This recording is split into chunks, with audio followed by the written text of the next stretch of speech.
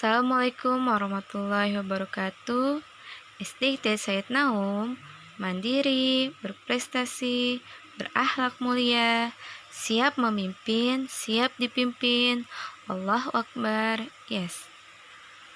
Baik anak-anak, kali ini kita berjumpa lagi bersama Bu Alfi.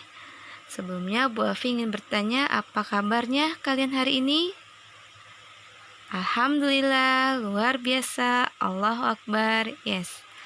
Nah, semoga kalian semua dalam keadaan sehat walafiat ya anak-anak. Baik, kali ini kita masih belajar di tema 2, yaitu tema 5B tentang udara bersih bagi kesehatan. Nah, kali ini kita akan belajar mengenai muatan pelajaran IPS.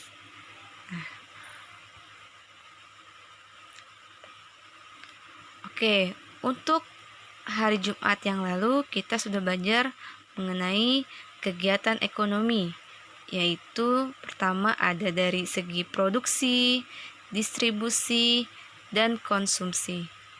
Nah, sekarang kita akan belajar mengenai jenis usaha dalam kegiatan ekonomi.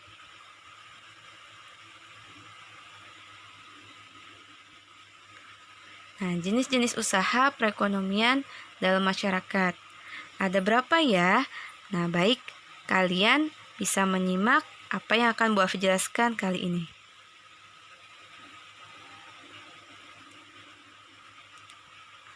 Nah, berikut adalah beberapa contoh hasil dari jenis usaha dalam bidang pertanian.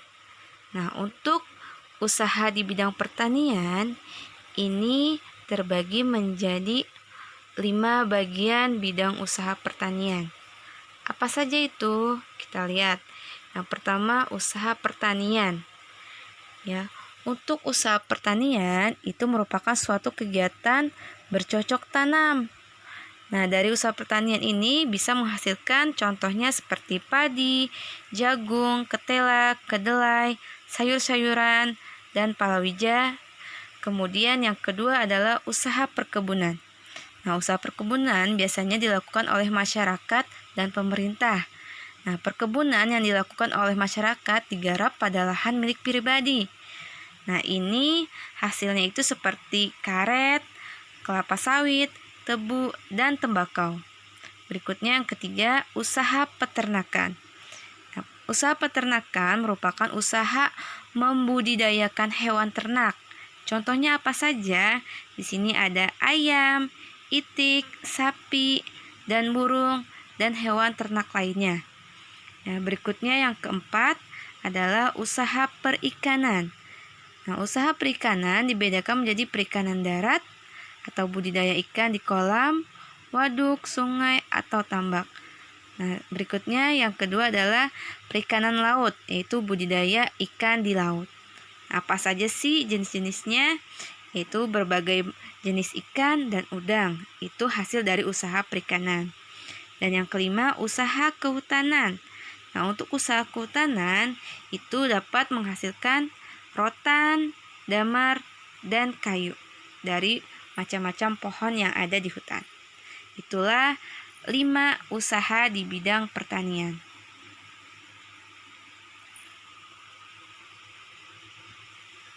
Nah, berikutnya adalah contoh dari usaha di bidang industri.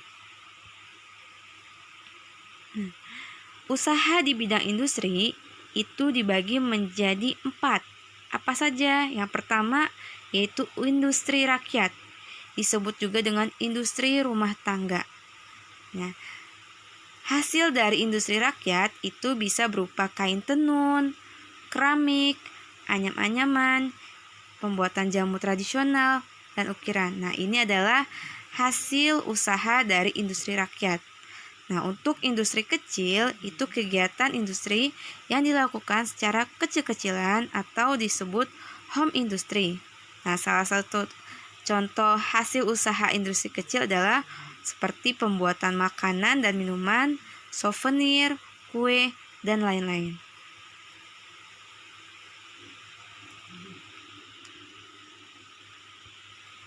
Berikutnya masih di bagian usaha di bidang industri.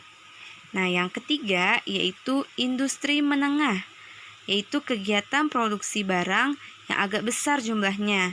Contohnya apa? Seperti memproduksi baju, sandal, sepatu, dan lain sebagainya. Dan yang keempat adalah industri besar atau berat.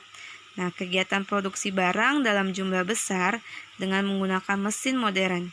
Contohnya adalah seperti pabrik pembuatan baja, semen, pesawat terbang, kereta api, dan lain sebagainya. Baik, yang berikutnya adalah usaha di bidang perdagangan. Nah, untuk usaha di bidang perdagangan itu dibedakan menjadi dua, yaitu ada pedagang kecil dan pedagang besar. Untuk pedagang kecil yaitu menjual barang dagangan secara eceran langsung pada pembeli. Contohnya apa saja? Itu seperti pedagang koran, pedagang asongan, pedagang kaki lima, warung, dan toko. Sedangkan pedagang besar yaitu menjual barang dalam jumlah banyak. Nah, pedagang besar ini disebut juga dengan grosir. Nah, untuk pedagang besar biasanya membutuhkan gudang yang besar ya untuk menyimpan barang dagangannya. Contohnya apa sih? Itu seperti supermarket. Ya, itu adalah usaha di bidang perdagangan. Berikutnya, yang keempat adalah usaha di bidang jasa. Nah, untuk usaha di bidang jasa itu ada dua macam usaha jasa. Apa saja? Yang pertama jasa profesi, yaitu seperti guru, dokter, pengacara. Nah, ini termasuk dalam usaha bidang jasa di bidang profesi. Sedangkan yang kedua adalah jasa keterampilan. Itu biasanya seperti sopir, montir, penjahit, pemandu wisata. Nah, ini termasuk usaha jasa dalam kelompok jasa keterampilan. Baik, berikutnya adalah usaha di bidang pertambangan. Nah, untuk usaha di bidang pertambangan yaitu usaha yang berkaitan dengan pengelolaan sumber daya tambang. Kegiatan penambangan umumnya dilakukan oleh pemerintah. Ya, untuk usaha penambangan ini dilakukan oleh dua bidang pertambangan. Yang pertama, pertambangan yang dikelola oleh masyarakat, dan yang kedua, pertambangan yang dikelola oleh perusahaan besar. Nah, untuk contoh gambar yang pertama itu termasuk pertambangan yang dikelola oleh masyarakat. Karena di sini masih menggunakan peralatan yang sangat sederhana. Sedangkan di gambar yang kedua itu pengelolaan yang dikelola oleh perusahaan besar karena menggunakan peralatan yang sudah modern. Ya. Contoh hasil dari bidang pertambangannya apa saja? Yaitu seperti minyak bumi, gas alam, batu bara, emas, dan galian mineral. Nah, berikutnya adalah usaha di bidang pariwisata. Ya. Untuk usaha di bidang pariwisata, ini dilakukan dengan cara memanfaatkan daya tarik keindahan alam, sosial budaya, kesenian, arsitektur bangunan, benda bersejarah, dan hasil kreativitas. Nah, untuk usaha di bidang pariwisata ini, misalnya apa saja sih? Itu bisa pemandu wisata, penginapan seperti hotel atau losmen, penyewaan transportasi, serta menjual barang-barang souvenir atau cenderamata. Nah, ini adalah usaha-usaha yang bisa dihasilkan dalam bidang pariwisata.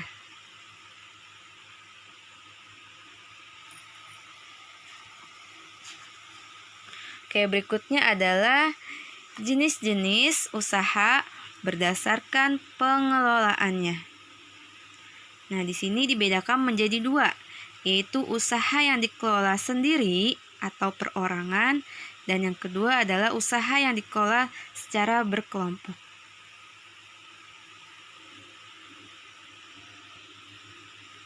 Oke, berikut adalah usaha perorangan.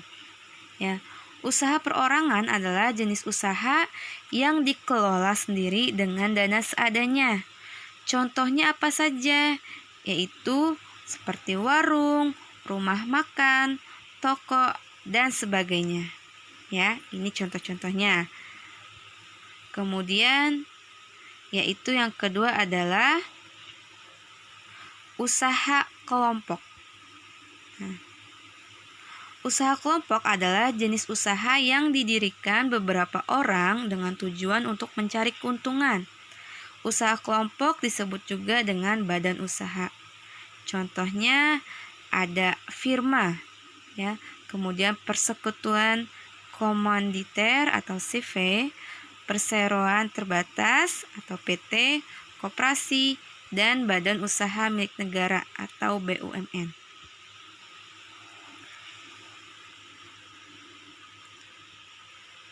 Nah, di sini Bu Alfi akan menjelaskan tentang perbedaan apa sih firma, CV, dan PT. Nah, untuk firma adalah persekutuan untuk menjalankan usaha antara 2 orang atau lebih dengan nama bersama. Masing-masing anggota menyerahkan kekayaan pribadi sesuai akta perusahaan. Nah, itu adalah firma. Kemudian berikutnya adalah CV. Nah, untuk CV adalah persekutuan yang didirikan oleh satu orang atau beberapa orang. Nah, masing-masing mempercayakan uang atau barangnya kepada orang yang menjalankan perusahaan. Nah, untuk PT adalah organisasi usaha yang memiliki badan hukum resmi dimiliki oleh minimal 2 orang dengan tanggung jawab yang berlaku pada perusahaan. Nah, itu adalah pengertian dari firma, CV, dan PT. Nah, berikutnya adalah usaha yang dikelola secara berkelompok seperti koperasi dan BUMN. Untuk koperasi merupakan badan usaha yang menganut asas kekeluargaan.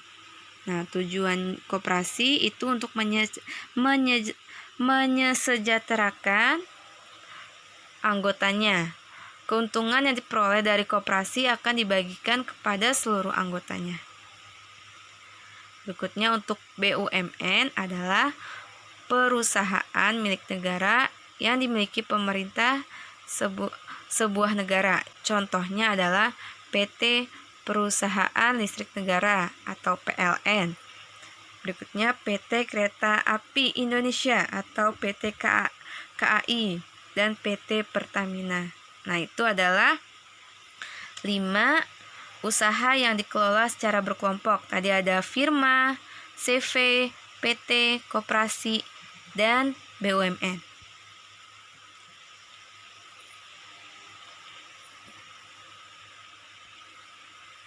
Berikutnya, sikap dalam berusaha. Ya, bagaimana sih sikap seorang pengusaha, ya, dan karyawan dalam dalam menyikapi dalam berusaha. Nah, pengusaha dan karyawan itu harus mempunyai sikap positif dalam berusaha. Kemudian, sifat jujur dan kerja keras menjadi landasan dalam memproduksi suatu barang. Nah, jika dari kedua sikap ini dilaksanakan dengan baik, ya, maka perusahaan yang mempunyai komitmen baik pasti produknya akan diterima masyarakat luas. Nah, itulah tadi pengertian dari jenis-jenis usaha serta pengelolaan usaha yang telah Ibu sampaikan. Nah, di sini ada tugas individu untuk kalian. Yang pertama adalah sebutkan jenis-jenis usaha dan berikan masing-masing contoh dari jenis usaha tersebut. Yang tadi Bu Hafiz sudah menjelaskan di awal, ya. Kemudian yang kedua, sebutkan perbedaan macam-macam usaha yang dikelola secara berkelompok. Nah, tadi yang ada 5 ya. Nah, tugas tersebut kalian kerjakan di buku tulis dan kirim ke Walas masing-masing.